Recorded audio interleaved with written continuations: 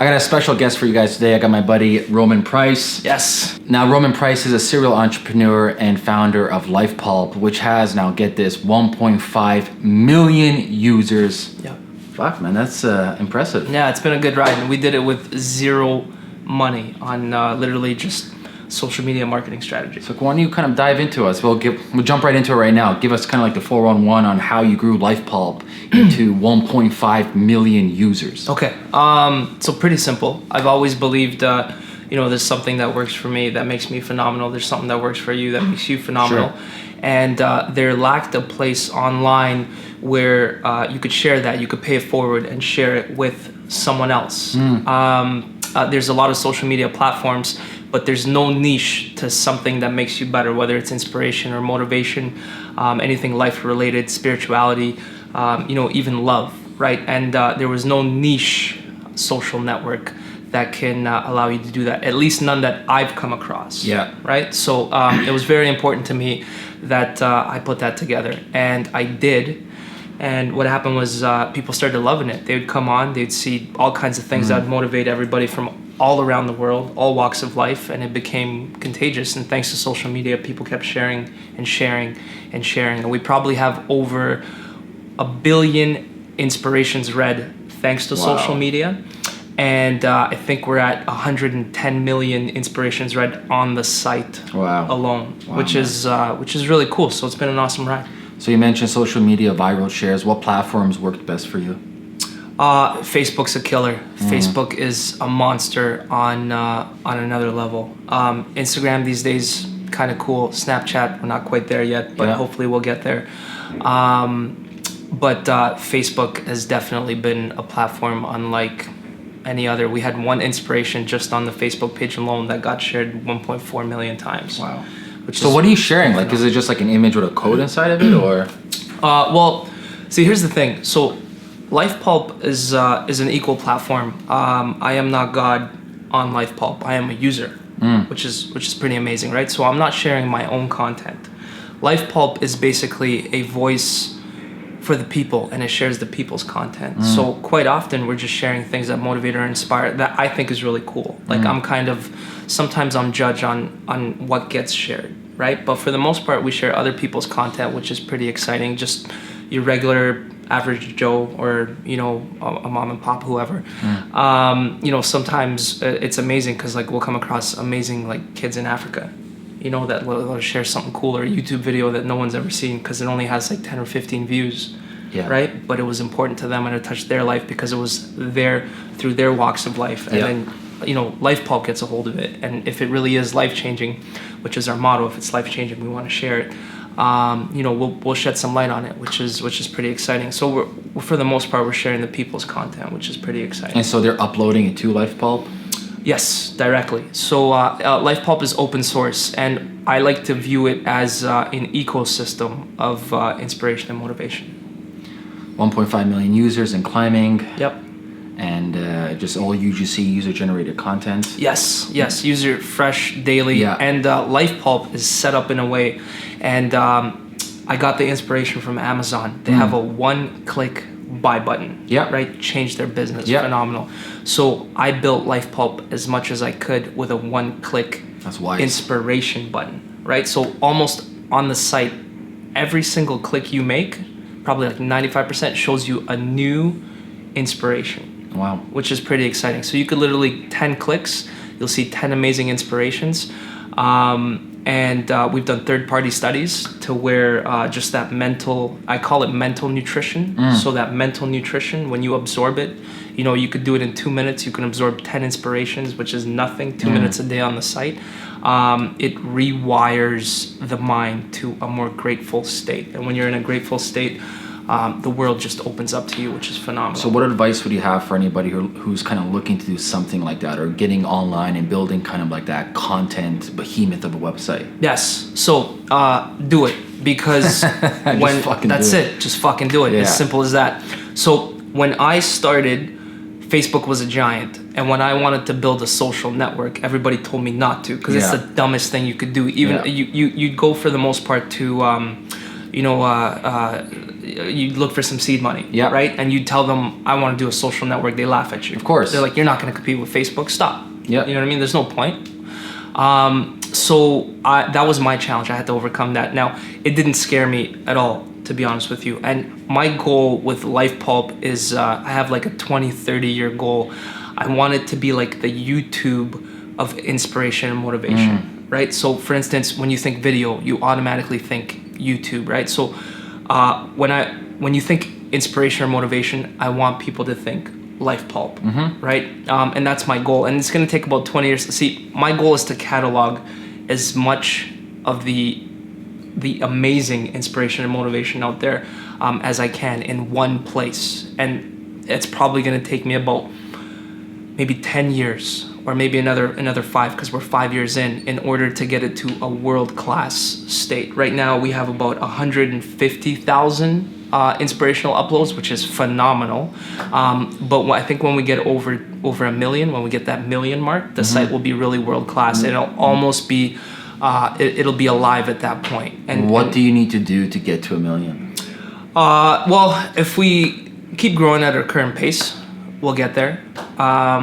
Without a shadow of a doubt, but obviously it's just more user contribution, right? Just because it doesn't run so much off of me. I am the moderator. I for the most part, facilitate the site. Yeah. But I just need good people to come on board and pay forward things that motivate or inspire them. And for the most part, we've been doing such an amazing job. We have amazing members.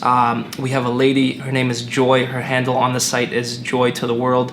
Her inspirations alone have been read 4.2 million times, which is pretty phenomenal. Crazy, yeah. An amazing woman lives in the Philippines, just a soldier of God, a teacher, right? Has an amazing story of how she came onto Life Pulp and what Life Pulp has done to her. Now, I don't know if that's a personal story or not, so I won't divulge it too much. But she's contributed quite a bit to the site. We have a lot of members that go on daily, and all they do is they make it their mission in life to find something that motivates or inspires them, which in turn serves them for the most part, right? But they don't stop there. For the most part, they pay it forward and they share it with the Life Pulp community. And in turn, the Life Pulp community does an amazing job of sharing it with their social networks, right? Yeah. So it's a system that keeps on giving, and that's one of the reasons why it's been successful. That's one of the reasons why it continues to grow, and the fact that I just did it, right? Even though I couldn't compete with Facebook, and that wasn't even my plan. I didn't want to build the next Facebook or anything like that. So anybody that's looking to do anything, I started at the worst possible time. Like there was no worst time. Like I started in the worst possible time. What's that saying? That 20 years ago was the best time to plant a tree. The best time is right now. Yeah. So just do it. Don't listen to anybody. People have an amazing way of talking you out of your hopes and dreams. Yep. And for the most part, it starts in like the early stages of school. Like, you'll want to be like a superhero, and your teacher will tell you can't be a superhero. You got to be a doctor. And you're sort of wired like to understand, I can't do this, I can't do that. And then you'll have these amazing big goals. Yep. And then you'll tell your friends, and your friends will tell you, you know what? Nah, man, like, don't do that. Don't quit your job. Don't pursue this. Don't do that. You have It's called the tall poppy syndrome, man. Exactly. Everyone, if you're like the crab out of the bucket. Yes. Or if you're a tall poppy, they try to chop you down. That's it. Yeah. That's exactly it, right? So, honestly, if you have a burning desire every morning to get this done, that is like the best measure of whether you should do it or not. If you wake up and you're more drawn to like Starbucks and a TV show, maybe you should shy away from that project. But you should gotta check your fucking priorities. Exactly. Or not shy away. Yeah. Check your priorities. For the most part. Ditch your TV. Ditch all that crap, and start investing in yourself. Yes, 100%. But if you're in your cubicle or wherever it is that you work, and you have this burning desire to make the best guitar in the world, you make that fucking guitar. For sure, man. Just do it. Just go out there, do it. Let me ask you this. Has any investors or firms approached you to buy Life Pulp? We've had a number of people express interest, right? Just because anytime you get around 1.5 million registered users, right? Registered users. Yes, that's big difference. That's key, huge difference. Because a lot of people view just the content; they don't contribute, right? So they're not actually registered. So there has been, and there always is, Yeah. some form of excitement for people to get on board. My goal with Life Pulp isn't to necessarily become the richest person in the world. I have a very simple life. I think I need around $2,400 to be a happy human being every single month. So you got your number down. I got my number down. That's really important. Like, yeah. is an exercise to tell people. Always people like, I want to have $100 million or $1 billion. I'm Yeah. like, well, what's your real number? Exactly. Like, what do you actually need after taxes? Yeah. Like, when everything's all said and done, Yes. what's that number to the decimal dot of Yes. what you need to live your type of lifestyle? Yes, exactly. And a lot of people don't know that, and they throw these crazy numbers around, like $1 million. You go insane with $1 million. Like, you won't even know what to do. Or you know what you can do with $30,000 a month? Yes. A And lot. also $30,000. If you make $32,000, don't quote me on this because I Yeah. could be off. $32,000 a year, you're in the top 1% income earners in the Well, world. that's a funny thing you brought that up. When Yes. people say the 1%ers, if it's yeah, you're right. We're around 35 American. Yes. So people who make $35,000 American per year, you are the 1%. 1%, The one fucking top 1% in the fucking world When in you terms talk, of income. when people talk about 1%, they're actually referring to the 0.1%. Yes, the 0.1%. The We have a 0.1. long way to go. But the top 1%, not that hard to get into. So like I said, my number's $2,400. I could easily get it down to like 22. I could survive on $2,000, no problem. Includes shelter, food, and just a state that keeps me really, really, really happy. And I could do that working at fucking McDonald's. You know, so Life Pulp, when I look at Life Pulp and a lot of the decisions that I make based off of this project isn't so much let's get some more money in, let's do this, do that. It's for the most part just growth wise. So where would you say your philosophy came from? Like this minimalistic philosophy, where do you think it kind of originates from? Okay, so grew up on the other side of perfect. Horrible fucking childhood. Wouldn't wish it on my worst enemy. Usually when you're in those situations, for the most part, you understand that you need to make a ton of money, you need to have nice Sure. cars, whatever. You want to ball, that's all you bro. want to do. So that's the mentality. So just make a ton of money. And that was my mentality for a very long time. Up until the age of 27, I was making some really good money. Yep. Right? I had my dream car. I was driving around in a Hummer H2. Nice. Yes. Gas guzzler. Gas guzzler. Amazing car. It turned a lot of heads. Yeah. I was living in an amazing place.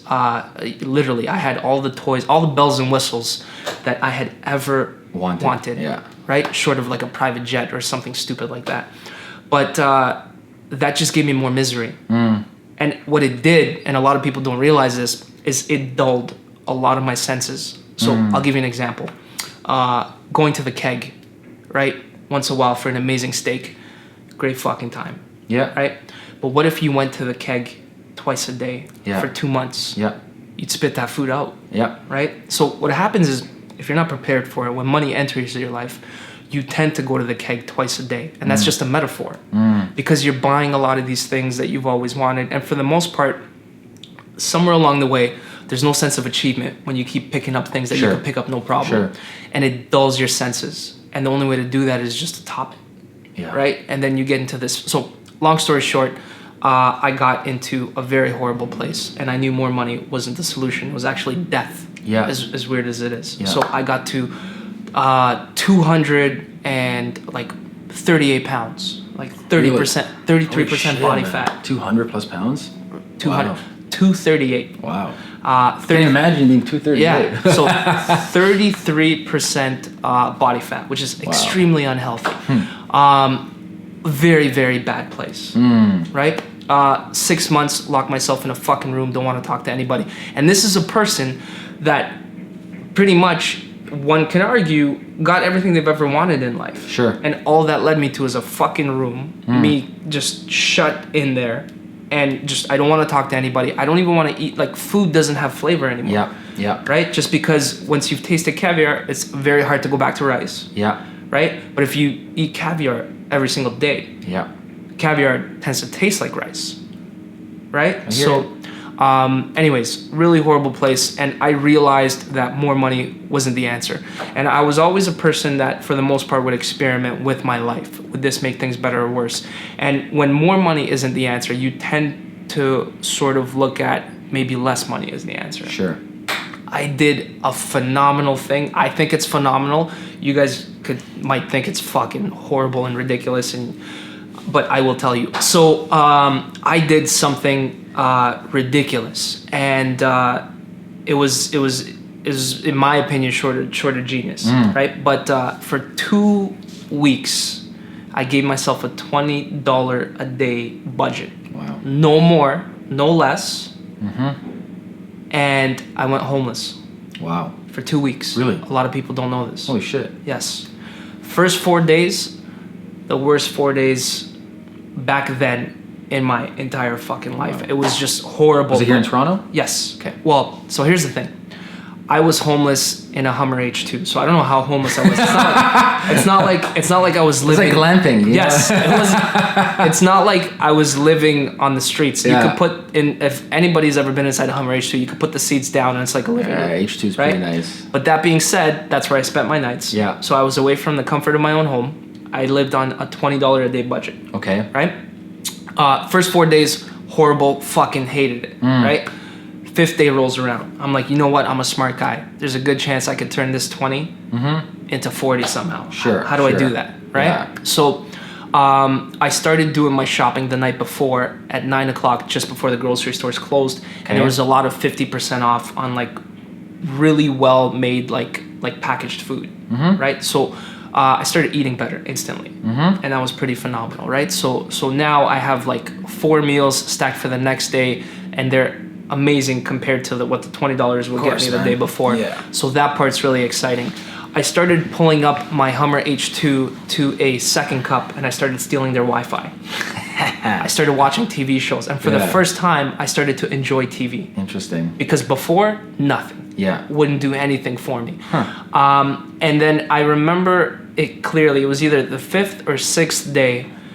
I had actually, because I had worked so hard to double my food, right? And I had that sense of appreciation. I wanted to enjoy it. I no longer wanted to eat it on the go or eat it at my desk at work where I didn't actually have gratitude for it. Exactly, right? So it's like, man, like, you know what? I worked really hard for this. I made this happen. Let's take the time to sit somewhere nice and let's enjoy it. So it was, honestly, it wasn't even a great meal. It was like a boxed sandwich or something like that. Whatever it was. Maybe it was some sushi. I don't remember exactly the meal, but it was something along those lines. I sat down. This was at Yonge and Sheppard, Melasman Square, I believe. I sat down beside a tree. It was a beautiful day. And for some reason, I felt I was at peace. And when I took a bite of this sandwich, for the first time in a long time, I tasted flavor, which was really rare in my life. And this was a sandwich. This wasn't caviar. This wasn't the best sandwich possible. This was a sandwich from a grocery store. And for the first time, I sat there, and it took me an hour to finish my meal, and I enjoyed that whole hour. I wanted to savor it, enjoy it. I would look around. Everything around me everything was perfect. And at that moment, I realized maybe this is the way to go. Right? And since then, I've been on a path, as weird as it sounds, to obtain less in terms of materialistic needs. It doesn't really matter what my bank account's at. Not that it's super low or anything like that. Like I'm pretty fortunate, but I don't have the millions and millions I once wanted.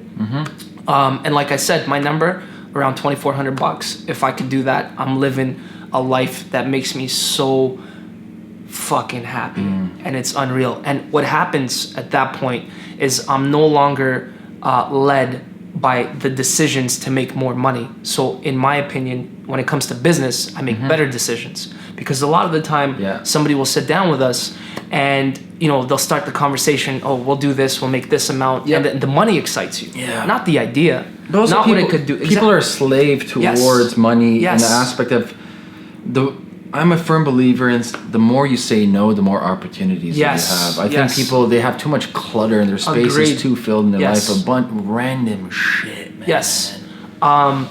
If you want to get to places in your life, learn to say no 99% of the time. I'm going to tell you an amazing story, okay? I wish I knew the gentleman's name.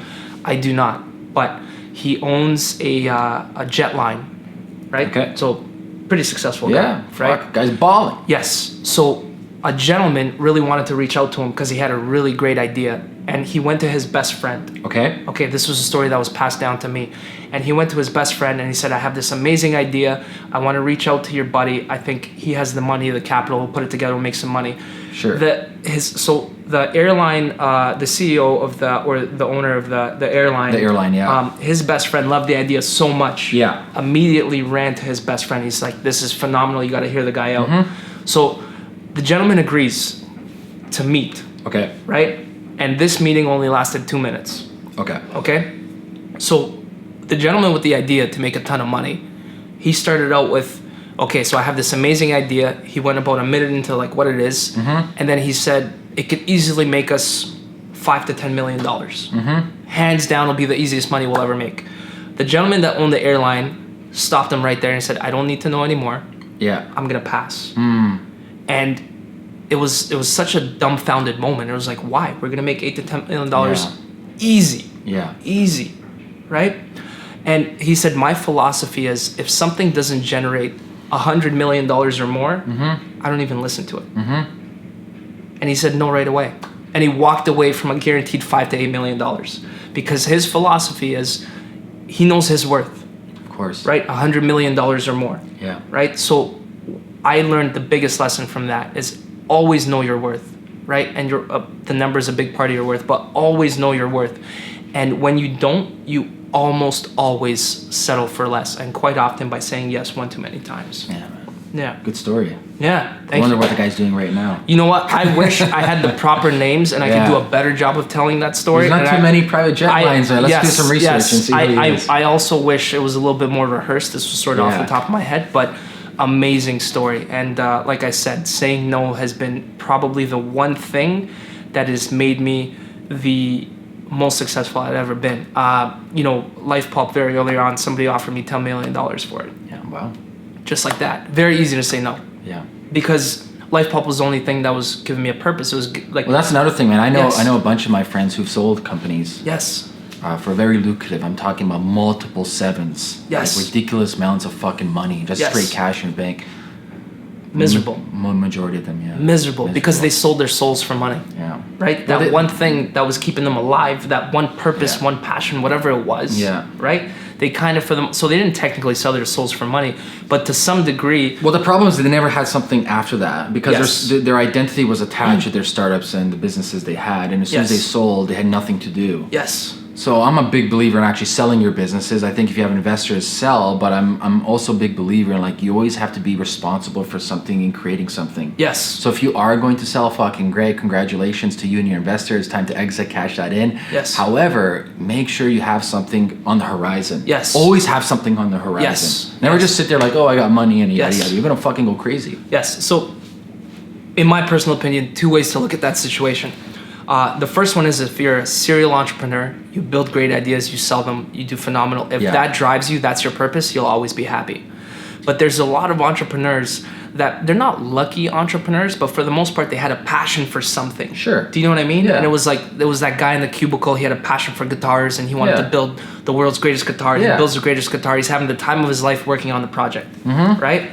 Boom, he sells it. Mm-hmm. In my opinion, metaphorically speaking, he sold his soul along with it because now he exchanges the one thing that always made him happy for a ton of money, and that ton of money is a lot of fun for the first 2 or 3 months. Yeah. But after those 2 or 3 months, it's a I think it really does depends on what, spiral. as you said, it depends on where you are in your life and what you're doing. If it's a lifestyle business, kind of that's attached to your identity and who you are. Yeah. But if you're doing around and raising money, at the end of the day, you got to sell your business. Because for me, I invest in a company too. I want my fucking returns. Yes. So I'm looking for, there's only 2 ways of getting my returns. Yes. Number one, someone acquires us and I get a return on that. And number 2 is IPO. But the chances of your company having an IPO right now is like this. Yeah, but that's also what drives you. Do you know what I mean? Like that's the thing that makes you feel alive. Well, I want to say my money was never my driving force, man. But never, it has nothing to do with the money. I think, and I'm a firm believer, it has to do with growth. Growth drives you. I would say movement and doing new things. I get bored really easily. Yes. So it's like, all right, we got this problem, we solve this problem, we're growing this problem, on to the next thing, sell it, whatever, or put it off and put the right CEO in place, off to the next. But to be at the same place and the same thing for the rest of your life, for me, that's spiritual suicide. Yes. I can't fucking do that. Yes. So I'm always going to be doing new things and playing around and just all over the place. Life is a game of chess to you. Yeah, with a little bit of chaos sprinkled on it. Yeah. For sure, 100%. And there you feel alive, which is phenomenal. Yeah. And you're in the perfect state to be doing things like that. Myself with Life Pulp, it's something that it honestly gives me the most peaceful sleep. And it happened kind of organically too, eh? Yes. Yeah. And then, again, the more it grows, it's like a baby. The more attached I get to it. And it gives me the most peaceful sleep. That's amazing. So let's end it off over here. Three tips that you can give any aspiring person who's looking to kind of better their life. Yes. So self-improvement is number one. Yeah. If you're not growing, you're dying. Yeah. So you really have to be honest with yourself, and you have to say, am I a little better today than I was yesterday? And if the answer is no, you can't get too far. Right? Self-improvement is key. If you want a better life, better relationships, better anything, self-improvement. And that could be as little as listening to a podcast, reading a book, going for a walk. If you're stressed on time, stressed with family, go for the walk, listen to the podcast, put the 2 and 2 together. But you have to be doing something that's growing you as a person. Totally. Just because it's really tough to get to anywhere great without growing yourself. I mean, I personally don't think it's possible unless you luck out, and we're talking like 0.01% of people it happens to, in my personal opinion. Number 2 is know your worth. When you don't know your worth, you almost always settle for less. Yep. And if you're settling for less, it's really tough to grow. So always know your worth. Number 3, get to a place where you love yourself. And this could be the weirdest thing in the world, okay? But I think it's really important you get to a place where you love yourself. I will tell you why. If you fall in love with yourself successfully, right? Truly love everything there is. I don't have the biggest muscles in the world or anything like that. I don't have the nicest body in the world, but I love this body, right? I love my mind. It's not perfect, and I've been dealing with a little bit of anxiety lately. I'm very new to it. But I still love that. I love everything that happens. I love. So what happens when you get to this state of truly, truly loving yourself? You automatically fall in love with life. And if you don't love your life, I don't think you can ever do anything. Bro, if you're not gonna love yourself, who's gonna love you? End of story. Exactly. You know what I mean? Exactly. Like, value yourself, love yourself, and love. Yes. The definition of love is it's you have your own definition. Roman has his own definition. Yes. I have my own definition. So whatever you define as love, that's your own personal definition. But just respect yourself. Yes. And don't worry what other people think of you. Don't worry what people others are saying of you. Yes. In fact, live in your own fucking cocoon. And fuck everybody else. Just you do you. Yep. Absolutely. And like I said, the best byproduct, side effect, whatever you want to call it, of when you truly fall in love with yourself is you automatically fall in love with life. And at that point, you see things differently. The world tends to open up to you. You literally... everything at that point just becomes crystal clear. And I would say those are the 3 things that are pretty important. Beautiful, man. Well, I want to thank you so much for coming on the show. Thank you, man. Oh, can I say this? Yeah, for sure, man. Yeah. I've been a fan of you for quite some time, and I've learned a ton from you. Thank you. Like, a ton. Your Facebook, everything you post on your Facebook is like religiously. It comes into my newsfeed. I read it all. I love your videos, and for quite some, I still do. I look up to you in many ways. Thank you. And just being here is, to me, so phenomenal, man. And I appreciate you reaching out. It means a lot to me. So thank you. My pleasure, man. Thanks for coming on, man. For sure. Yeah. All right, guys, you heard it. Go check out Roman. I guess Life Pulp. Right? LifePulp.com. Search Roman Price. I come up anywhere and everywhere. Send me a message. It's all the same. Cool. Peace, guys. All right.